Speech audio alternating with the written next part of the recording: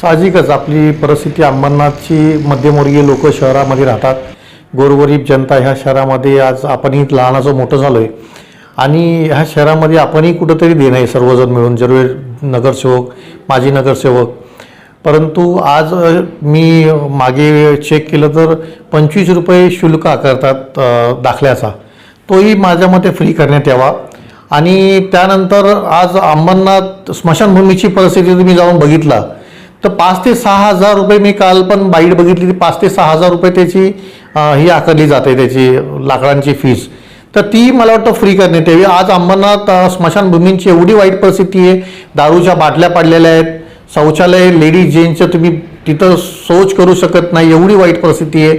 आज गवत उगवलेलं आहे, सगळे शहरामध्ये तुम्ही बघितलं असतं तर तिथे संपूर्ण झाडी उगवलेली, पूर्ण गवत उगवले. एखाद्या मैतीला गाडायचं असतं हिंदूमध्ये तर ते पण गाडता येत नाही. चिखलाची परिस्थिती, जाण्या येण्याचा रस्ता खराब आहे.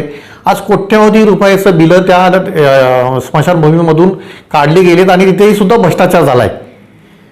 मेलेल्या माहितीचं टाळूची लोणी खाणारे हा प्रशासन यांनी हे सगळं सोडावं आणि आमचं स्मशानभूमी त्याच्यातली जी लाकडं आहेत ती 3,000, 4,000, 5,000 जे घेतात ते कुठंतरी त्यांनी बंद करावून ते फ्री करण्यात यावं, जेणेकरून गोरगरीब जनतेला त्याचा फायदा होईल.